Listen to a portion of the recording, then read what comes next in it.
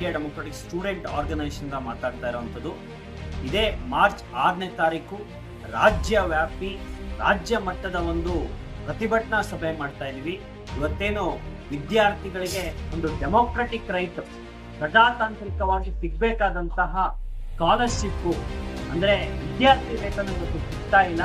ಇವಾಗಲೇ AITS ವಿದ್ಯಾರ್ಥಿ ಸಂಘಟನೆಯಿಂದ ಸರ್ವೆ ಕಂಡಕ್ಟ್ ಮಾಡ್ತಾ ಇದೀವಿ ನಾವು.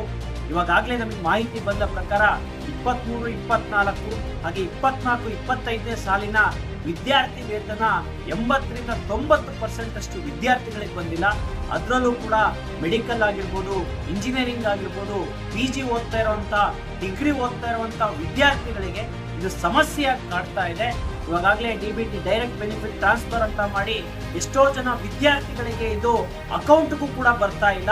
ಇದನ್ನ ನಾವು ಅಧಿಕಾರಿಗಳ ಹತ್ರ ತಗೊಂಡೋಗಿ ಕೇಳಿದ್ರೆ ಬರುತ್ತೆ ಅಂತ ಹೇಳ್ತಾರ ಹೊರತು ಇವತ್ತವರೆಗೂ ಕೂಡ ವಿದ್ಯಾರ್ಥಿಗಳ ಖಾತೆಗೆ ಬಂದಿಲ್ಲ.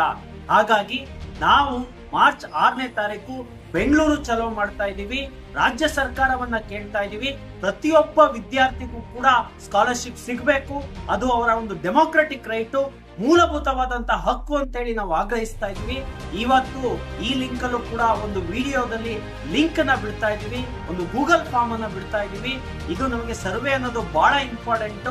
ನಾವು ರಾಜ್ಯ ಸರ್ಕಾರಕ್ಕಾಗಿರ್ಬೋದು ಅಥವಾ ಅಧಿಕಾರಿಗಳಿಗೆ ಮಾಹಿತಿ ಕೊಡಬೇಕು. ಆ ನಿಟ್ಟಿನಲ್ಲಿ ಪ್ರತಿಯೊಬ್ಬರು ಕೂಡ ಗೂಗಲ್ ಫಾರ್ಮ್ ಅಲ್ಲಿ ಸ್ಕಾಲರ್ಶಿಪ್ ಬಂದಿದೆಯಾ ಇಲ್ವಾ ಅನ್ನೋ ಮಾಹಿತಿಯನ್ನ ನೀವು ತುಂಬಬೇಕು ಅಂತ ಹೇಳಿ AITS ರಾಜ್ಯ ಸಮಿತಿಯಿಂದ ನಾನು ಅಪೀಲ್ ಮಾಡ್ಕೊತೀನಿ.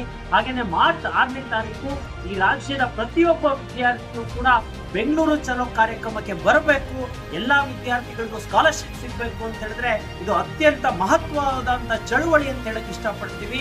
ಎಲ್ಲರೂ ಕೂಡ ಬಂದು ಭಾಗವಹಿಸಿ ಯಶಸ್ವಿಗೊಳಿಸಬೇಕು ಅಂತ ಹೇಳಿ ನಾನು ಎಲ್ಲರಲ್ಲೂ ಕೂಡ ಮನವಿ ಮಾಡ್ಕೊತೀನಿ.